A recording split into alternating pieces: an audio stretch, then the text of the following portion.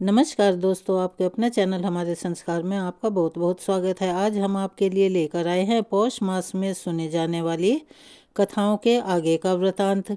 लेकिन उससे पहले अगर आप हमारे चैनल पर नए हैं और अभी तक आपने चैनल को सब्सक्राइब नहीं किया है तो आप सभी से निवेदन है, प्लीज़ हमारे चैनल को सब्सक्राइब करें, वीडियो को लाइक करें, ज़्यादा से ज़्यादा शेयर करें ताकि इस कथा के श्रवण का लाभ और लोगों को भी मिल सके। बेल आइकन को दबाना ना भूलें ताकि हमारी आगे आने वाली हर वीडियो की जानकारी आपको नोटिफिकेशन के जरिए मिल जाया करे। आपका ये छोटा सा प्रयास हमारे लिए बहुत मददगार साबित होता है। कमेंट्स बॉक्स में जय श्री कृष्ण हर हर महादेव लिखना ना भूलें। परमपिता परमेश्वर की कृपा आप सभी पर हमेशा बनी रहे। नारद जी ने पूछा, हरि के अंश से उत्पन्न हुए हे महाभाग, नारायण आपकी कृपा से मैंने गणेश जी का सारा शुभ चरित्र सुन लिया है, किंतु हे ब्राह्मण भगवान, विष्णु ने उस बालक के धड़ पर गजराज के 2 दांतों वाले मुख को जोड़ा था, फिर वह शिशु एक दंत कैसे हो गया? भला उसका दूसरा दांत कहाँ चला गया? यह प्रसंग बतलाने की भी कृपा कीजिए, क्योंकि आप सर्वेश्वर, सर्वज्ञ, कृपालु और भक्तवत्सल हैं। नारायण ने कहा, नारद का एक दंत चरित्र संपूर्ण मंगलों का मंगल करने वाला है। मैं उस प्राचीन इतिहास का वर्णन कर रहा हूँ, ध्यान से सुनो। मुने, एक समय की बात है, राजा कार्तवीर्य जंगल में शिकार खेलने को गया और वहाँ वह वन्य पशु पक्षियों के शिकार खेलने में इतना मग्न हो गया कि उसको समय का ध्यान ही नहीं रहा और देखते देखते सूर्यास्त हो गया। सूर्यास्त के बाद वह वहाँ थककर बहुत बुरी तरह से चूर हो गया था, लेकिन वह फिर वहीं पे पास में एक आश्रम देखकर, जो कि जन्मदाग्नि मुनि का था, वहाँ पर गया और उस आश्रम के निकट ही उसने अपनी सेना सहित पड़ाव डाल लिया। अगले दिन वह प्रातःकाल उठा और वहाँ सरोवर में स्नान करके अपने शरीर को अलंकृत किया और फिर दत्तात्रेय जी के द्वारा दिए गए मंत्र का भक्तिपूर्वक जप करने लगा। मुनिवर जन्मदाग्नि ने देखा कि राजा के कंठ, ओष्ठ और तालु सूख गए हैं। तब उन्होंने प्रेम के साथ आदरपूर्वक कोमल वाणी से राजा का कुशल क्षेम पूछा। फिर राजा ने बड़ी ही उतावली के साथ सूर्य के समान तेजस्वी मुनि को प्रणाम किया और मुनि के चरणों में पड़े हुए राजा को स्नेहपूर्वक शुभ आशीर्वाद दिया। राजा ने फिर अपने उपवास आदि का सारा वृतांत मुनि को कह सुनाया। तब मुनि ने तुरंत ही डरते डरते राजा को निमंत्रण दिया। इसके बाद मुनि श्रेष्ठ जन्मदग्नि हर्षपूर्वक अपने आश्रम को वापस आ गए और वहां पर आकर उन्होंने लक्ष्मी के समान माता कामधेनु से सारा वृतांत ज्यों का त्यों कह सुनाया। तब कामधेनु भयभीत हुए मुनि से बोली कि मुनि, जब मैं तेरे आश्रम में हूँ तो तुझे डर कैसा?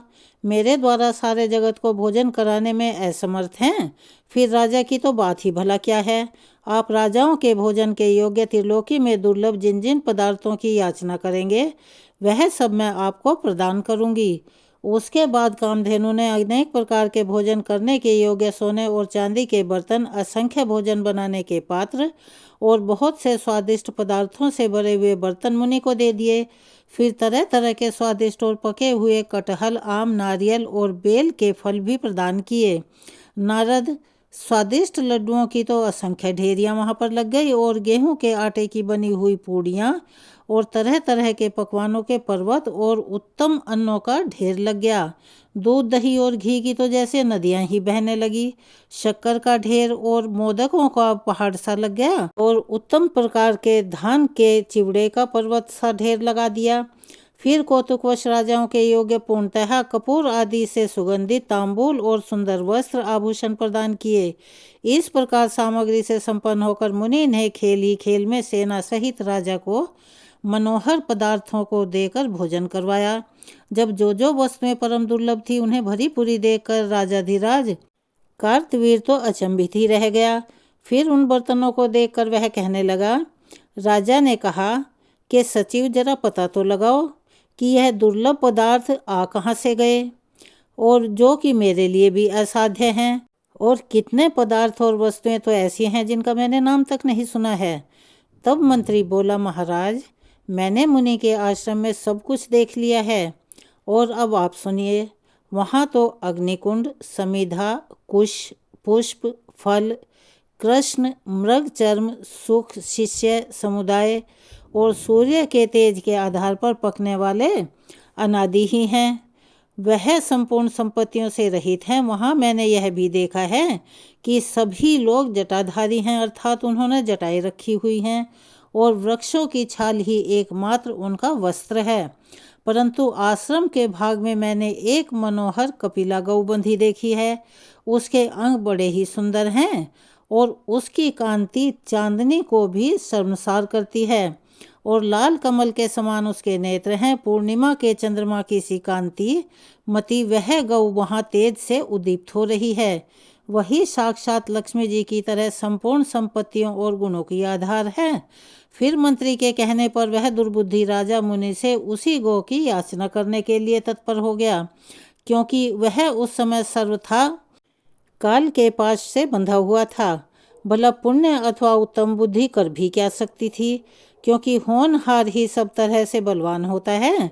इस कारण पुण्यवान और बुद्धिमान होकर भी राजा कार्तवीर्य दैवीय शक्तियों के वशीभूत होकर ब्राह्मण से याचना करना चाहता है।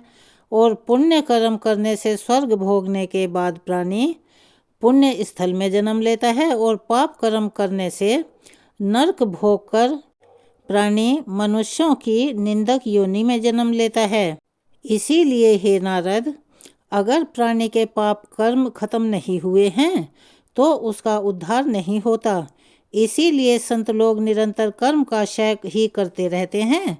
जगत का धारण करने और पोषण करने वाली बुद्धिदायिनी माया प्रत्येक जन्म में सेवा किए जाने पर संतुष्ट होकर भक्त को वह भक्ति प्रदान करती है। और फिर माया से विमुक्त हुए राजा कार्तिवीर ने यत्न पूर्वक मुनि को अपने पास बुलाया और बड़ी प्रसन्नता के साथ अंजलि बांधकर भक्ति पूर्वक उनसे विनय पूर्वक वचन में कहने लगा।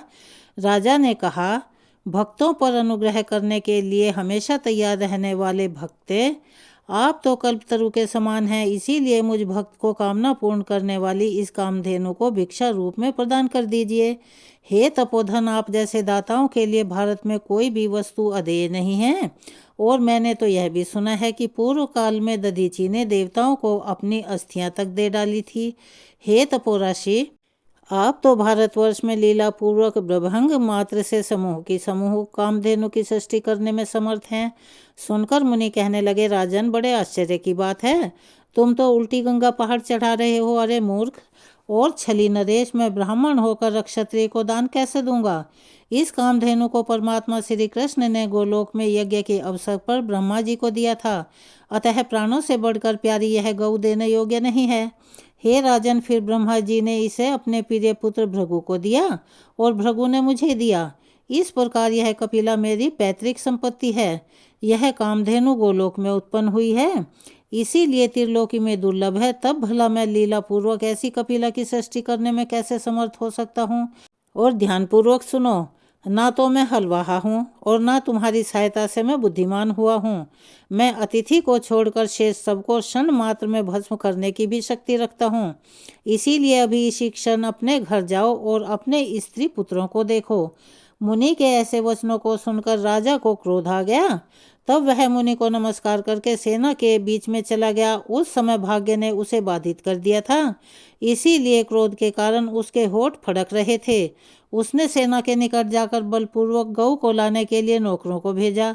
इधर शोक के कारण जिनका विवेक नष्ट हो चुका था, वे मुनिवर जनदाग्नि कपिला गौ के पास जाकर रोने लगे और उन्होंने वो सारी बात कह सुनाई। तब भक्तों पर अनुग्रह करने वाली, हमेशा तैयार रहने वाली वह गऊ, जो साक्षात लक्ष्मी स्वरूपा थी, ब्राह्मण को रोते हुए देखकर बोली, मुने, जो निरंतर अपनी वस्तुओं का शासक, पालक और दाता है, चाहे वह इंद्र हो अथवा हलवाहा, वही अपनी वस्तु का दान कर सकता है। तपोधन, अगर आप स्वेच्छा अनुसार मुझे राजा को देंगे तभी मैं स्वेच्छा से अथवा आपकी आज्ञा से उसके साथ जाऊंगी। अगर आप नहीं देना चाहते और नहीं देंगे तो मैं आपके घर से कदापि नहीं जाऊंगी। आप मेरे द्वारा दी गई सेना के सारे राजा को यहाँ से भगा दीजिए। सर्वज्ञ माया से विमुक्त होकर आप रो क्यों रहे हैं। अरे यह संयोग वियोग तो कालकृत है, आत्माकृत नहीं है। आप मेरे कौन हैं और मैं आपकी कौन हूँ, यह संबंध तो काल द्वारा नियोजित किया गया है। जब तक यह संबंध है तभी तक आप मेरे हैं। मन जब तक जिस वस्तु को केवल अपना मानता है और उस पर अपना अधिकार समझता है, तभी तक उसके वियोग से अर्थात उस वस्तु के बिछड़ जाने से दुखी होता है। ऐसा कहकर कामधेनु ने सूर्य के समान कांतिमान नाना प्रकार के शस्त्रास्त्र के मुख आदि अंगों से करोड़ों करोड़ों खटकधारी, शूलधारी, धनुर्धारी, दंड शक्ति और गदाधारी शूरवीर निकल आए।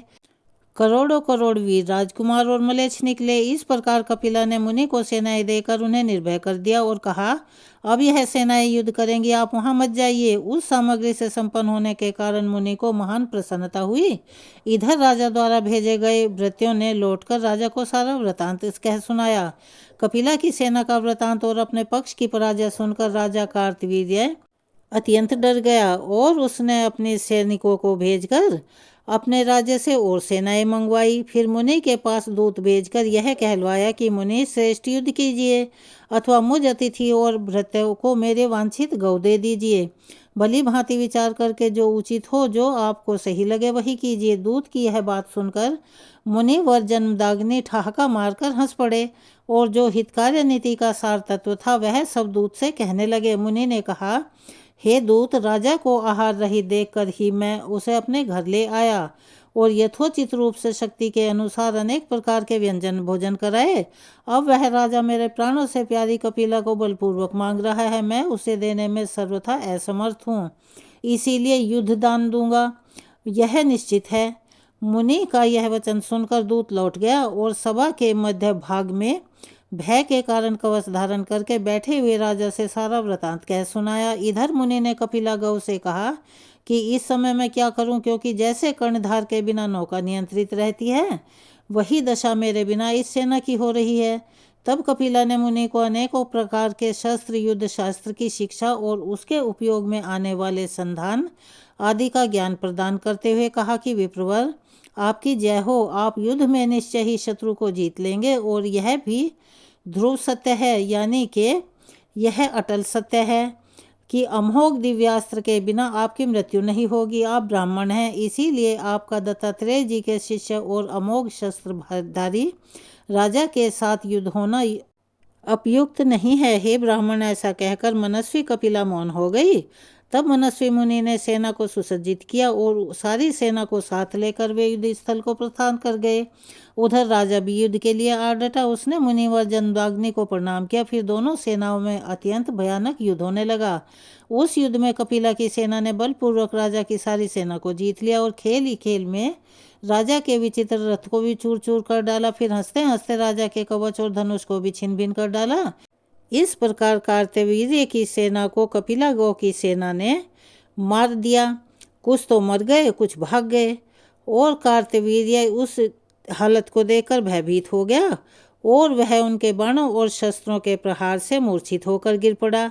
हे मुने, जब कृपा सागर मुनिवर जमदग्नि ने देखा कि मेरा अतिथि बना हुआ राजेश्वर कार्तवीर्य मूर्छित हो गया है, तब कृपा परवश होकर उन्होंने उस सेना को लौटा दिया। फिर तो वह कृत्रिम सेना जाकर कपिला के शरीर में ही विलीन हो गई। उसके बाद कृपालु मुनि ने शीघ्र ही राजा को अपनी चरण धूलि देकर कहा कि तुम्हारी जय हो, ऐसा शुभ आशीर्वाद दिया और अपने कमंडल के जल के छींटे देकर उसे होश में लेकर आए। होश में आने पर वह राजा फिर से युद्ध भूमि में खड़ा हो गया और भक्तिपूर्वक हाथ जोड़कर उसने मुनिवर को सिर झुकाकर प्रणाम किया। तब मुनि ने राजा को शुभाशीष देकर हृदय से लगा लिया और पुनः उसे स्नान करवाकर यत्नपूर्वक भोजन कराया, क्योंकि ब्राह्मणों का हृदय सदा मक्खन के समान कोमल हुआ करता है, परंतु दूसरों का हृदय सदा छुरे की धार के समान तेज और असाध्य दारुण होता है। उसके बाद मुनिवर ने राजा से कहा कि राजन, अब तुम अपने घर लौट जाओ। राजा कहने लगा, महाभाव, युद्ध कीजिए या फिर मेरी अभीष्ट गौ मुझे समर्पित कर दीजिए। राजा तो अभी भी अपनी जिद पर अड़ा हुआ था। नारायण मुनि कहते हैं, नारद राजा के वचन को सुनकर मुनि ने श्री हरि का ध्यान करके जो हितकर सत्य और नीति का सार रूप था, ऐसा वचन कहना आरंभ कर दिया। मुनि ने कहा, महाभाग्य, धर्म के सुरक्षित रहने पर सारी संपत्तियां सदा स्थिर रूप से निवास करती हैं, यह पूर्णतः निश्चित है। राजन, तुम्हें भोजन से वंचित देकर ही मैं अपने घर लाया और विधि पूर्वक यथाशक्ति तुम्हारा आदर सत्कार किया। इस समय तुम्हें मूर्छित देखकर मैंने चरण धूली और शुभ आशीर्वाद दिया, जिससे तुम्हारी मूर्छा दूर हुई, इसलिए तुम्हारा अब ऐसा कहना बिल्कुल भी उचित नहीं है। उस वचन को सुनकर राजा ने मुनिवर को प्रणाम किया और एक दूसरे रथ पर सवार होकर युद्ध कीजिए ऐसे ललकारा।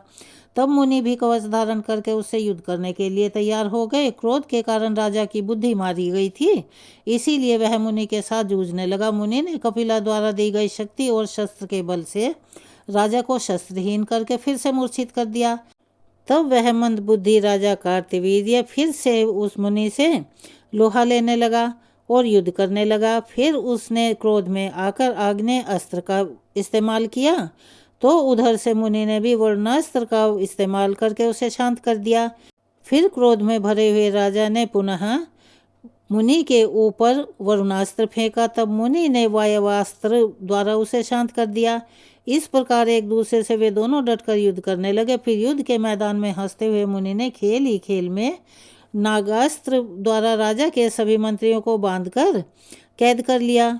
फिर लीला पूर्वक उत्तम मंत्र का प्रयोग करके उस राजा को जगाया और उन बंधे हुए सभी मंत्रियों को उसे दिखाया। राजा को दिखाकर मुनि ने तत्काल उन्हें बंधन मुक्त कर दिया और राजा को आशीर्वाद देकर कहा कि राजन अपने घर जाओ। परंतु राजा तो क्रोध में भरा हुआ था, उसकी बुद्धि मलिन हो चुकी थी। उसने उठकर त्रिशूल उठा लिया और यत्न पूर्वक उसे मुनिवर जमदग्नि पर चला दिया। तब मुनि ने उस पर शक्ति से प्रहार किया। इसी बीच उस युद्ध स्थल में ब्रह्मा जी ने आकर उत्तम नीति द्वारा दोनों में परस्पर प्रेम स्थापित कर दिया। तब मुनि ने संतुष्ट होकर रण क्षेत्र में ब्रह्मा जी के चरणों में दृष्टिपात किया। राजा ब्रह्मा तथा मुनि को नमस्कार करके अपने घर को चला गया।